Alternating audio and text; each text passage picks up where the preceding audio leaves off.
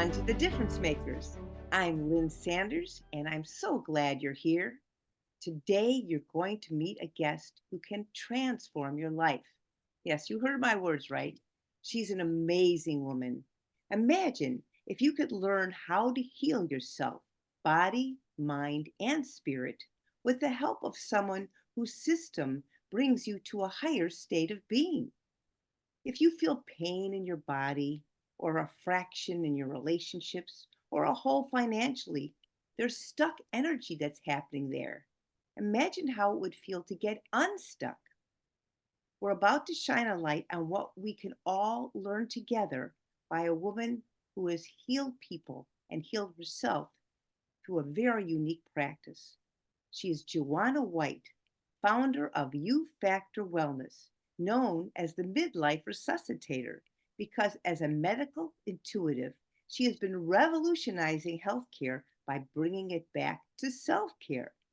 Through her unique CPR system, and that's connecting, processing, and releasing, Jewana revives energetic wellness, and we're going to learn what that means from the body, mind, and spirit. Jewana uses a blend of Chinese medicine and spiritual practices in order to raise your natural healing energy. So without further ado, welcome, Jewana. Yay. Hey, that sounds amazing. You are amazing. I feel so fortunate to have met you, and I'm Aw. so grateful to introduce you to our audience, who is going to be people all around the world who will get to tune in and learn from you and feel hopeful that they can heal themselves too. And they So, can. yes. So, there's a saying that people learn from their pain and they can make pain into their passion. And you've gone through quite a journey in your life to get to where you are right now as a midlife resuscitator. So, tell us a little bit about your story. How did you get to be so aware of healing and energy wellness? Wow, that's a great question, Lynn. But just like you said, it's usually from your own pain that I like to say you turn into your power. And a lot of times we get stuck in the pain. And what I realized at a very young age, watching my father go through mental illness, being Mr. Rogers one day and Hulk Hogan the next, I had to learn to shift in that and to just be safe. So that's where the pain began because this one person that I love and I know loves me is now not showing any forms of love at all.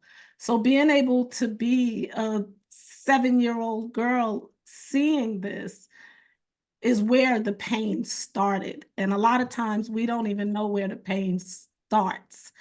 And that's part of the journey that I've been on is I had to dig down to where the pain had started. So, Of course. yeah, so over the years you start you know, realizing that there's patterns to pain is what I'll Yeah. say.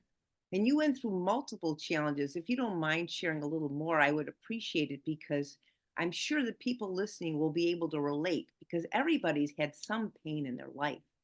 So, Well, what I realized is that I would suppress pain. So as I started this journey of self-healing, because that's what it was really self-healing. You got to kind of be determined to tap these places in yourself because it brings up things. So I went back to, yes, my father at a young age, 7, but then I was kidnapped and then I had these things, you know, form this sheltered little girl inside. And then, then you think you're doing well. And I did everything I was supposed to do, get a job. And I didn't realize I followed a lot of my mother's footsteps because that was safe. I knew it worked. I knew she took care of us. My mother was safe. So what she right. does is safe. But in that, I realized the person I married was safe because they weren't turning into Hulk Hogan. But it wasn't safe emotionally for me because they never really connected. that brought a lot of pain throughout, and being married for almost 20 years and realizing, wow, it wasn't that he didn't love me, but I didn't love myself enough to desire or go for more. And that's where the pain was for me. Wow. What you just said was so important, that you were recognizing something in yourself Mm. that wasn't satisfying you. So you had to go through the the hurts within from your father, and then following a path that your mother was doing, if you want to share about a little bit about that, and then I'm, having a marriage that wasn't quite fulfilling. How did you break out of that, or what gave you the impetus to move forward? so what I like to say is, my therapist said to me, the universe is up in the ante. So Mm, what are you going to do? So a lot of times we look at this pain that's happening in our lives as just that, and we kind of wallow in it. But when my therapist told me the universe is up in the ante, when we don't choose ourselves and we choose to stay in a place that's not happy and fulfilling and purposeful, we keep getting things from the universe. We're saying, why are you doing this to me? And the universe is saying, why aren't you moving? mm, So you're getting all this pain and you're still not moving. wow. So the universe was up in the ante. I mean, I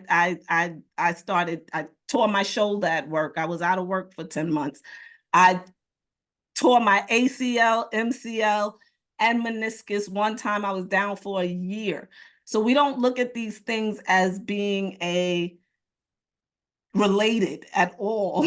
But when we start experiencing physical pain in our body, it's for a reason. It's really a wake-up call. And it's a time for you to kind of check in with yourself and start saying, what is this here for? Mhm. Why, what do I need to do? And I'm a firm believer, when you ask the questions, the answers appear. Yeah. So I started asking myself questions. And what really did it was when my husband at the time said to me, I know what it takes to make you happy, but I just choose not to do it. Wow. Why did I need to hear that? And that's what I had to say was, why do I keep hurting myself to the point where I needed to hear that to finally make a decision? Because the truth is, he just confirmed what I knew already. Right. But it was pushing you forward, because it's so much easier, as Maya Angelou says, she says that I know why the cage bird sings. It's easy to stay in our cage and keep doing Mm, what we've always been doing. It's right, harder to go out, even in pain. exactly. So, how did you manage to step out of that pattern? To step out, oh, that was a lot of, I mean, a lot of therapy. It was a lot of coaching. That was the one thing, me knowing my personality and staying accountable to myself, because I hadn't in the years to come. I was accountable to my children. I was accountable to my husband, my mother, my brother, my father. Yeah. How did I step out of the pattern of negativity? I I want to say, with a lot of prayer and a lot of guidance. So along the journey, when you see my credentials, you say, "Oh, it's a lot." But a lot of the therapies that I went through was for my own healing, and then I just became certified in them because I went through the physical process of it all, of releasing a lot of who I thought I was and who I needed him to be. And that was a huge thing, because I learned you can't blame someone for who they are. Mm. Oh, that's very important. And you had to learn to heal yourself Right, first, and that's why you became the massage therapist and right. And learned that all. came when I hurt my knee, when I realized that I was down for a year. The insurance companies, nothing kind of lined up towards my healing or me even getting better. And honestly, when I went into massage school is when the true breaking really started, because I was in a religious setting in church. I was a minister. I was doing all of these things. And then when I went into massage school, I was introduced to so many wonderful people in different areas of healing. And I started hearing about Reiki energy, and I started hearing about, just different psychic techniques. And I'm like, but I tap into that stuff. We just always was told it was terrible to be called a psychic, or it was terrible to do even yoga. And these yoga instructors, and even acupuncture, I was told was demonic. So Unbelievable. right. So for me to follow that path, it was because acupuncture was the only thing that helped my knee when I was down for that year. So being down and going for acupuncture not only helped my knee, but all the inner emotions. I remember sitting on the table and crying because everything just had to come up. And that's what it does. It just brings that energy up. It must go somewhere. So when we don't let it go, it shows up in our body. It shows up in our attitudes. It shows up on our faces. It shows up in your conversation. That's so Oh, true. So what you're telling everyone is that everything is connected.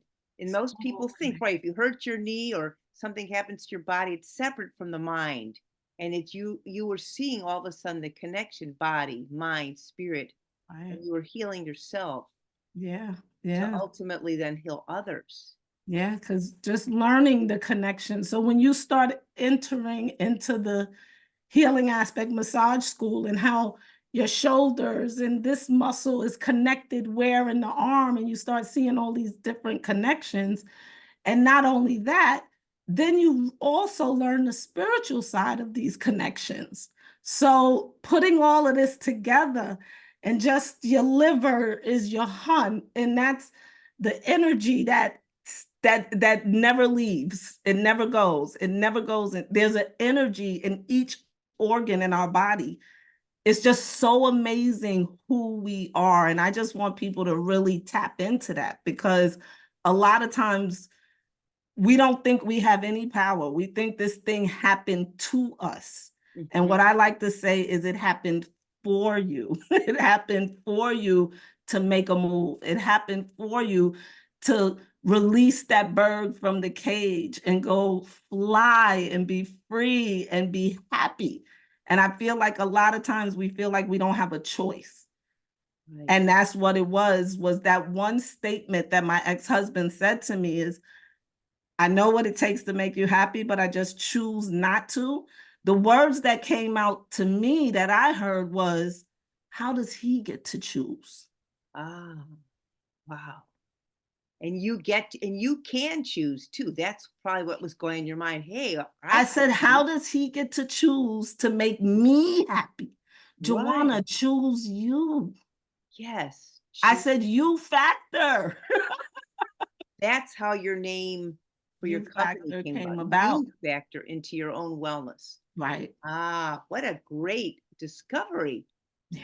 And That's and I think that's so true. I know people, women especially, who are stuck in relationships because they're afraid to change, even though they're hurting.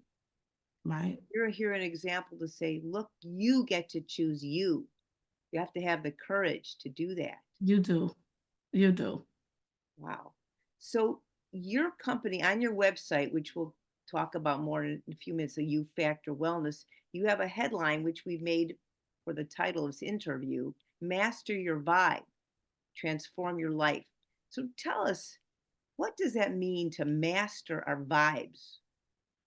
So like I've learned that a lot of times when things are happening to us, is something is vibing out and we're vibing up. So we call in for greatness. We call in for more. We are always calling in for something more. But usually there's a frequency that has to vibe out before you can vibe up. So vibing out that frequency is sometimes painful, and it's not getting stuck in the pain. It's getting stuck in the vibe that you're creating, because you're creating wealth. You're creating great relationships. You're creating a body that is thriving and going in the park and taking a run. You're creating that in your life. So your vibe, for me, the acronym that I created for that is your vision, your intentions, your beliefs, and your expectations. So we work on your vibe. That's a part of your day. Every day when you get up, you check your vibe. What is my vision for today? What's my intentions for today? What do I believe for myself today? What do I expect to do today? And we don't have to go any further. We check our vibe constantly. And as long as I'm aligning with the vision, the intentions, the beliefs, and the expectations, I can't get stuck in the stuff that's vibing out. Wow. And so what you're letting everyone know is those vibes, vibrations imply we're all energy beings and we get to choose what our energy is. You get to choose what you're going to think. Mm-hmm. You get to choose what you're going to say. Mm-hmm. You get to choose where you're going to go, or what you're going to do, or who you're going to do it with. Right. You get to choose every step of the way. But a lot of times we get so caught up in the stuff that's not making us feel good because we don't have a clear picture. We don't have a clear vibe set. We're just going with the flow. If you come along and you sound good, we just go along with that. Once your vision is set, there's not much that can make you go down to that lower frequency. Right. Wow, that is great.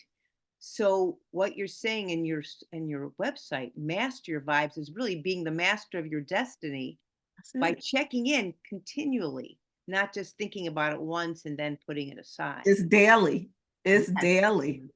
So It's daily. how does that relate to your CPR system, connecting, processing, releasing? Tell us a little more about that. And that's exactly what you're doing. It's a 10-month system that I've Mhm. created so that you can connect to your vibe. You got to connect to kind of who you are. Who am I? I didn't know who I was when I got a divorce. Most women don't. We do things for our husbands and we don't even realize we don't even really like doing it. Mm. Wow. So you need to connect to now who you are. A lot of times we connect to our roles, but we don't connect to the being of who I am. I got married at 22 years old. I didn't know who I was. I went straight from my mom's house to my husband's home.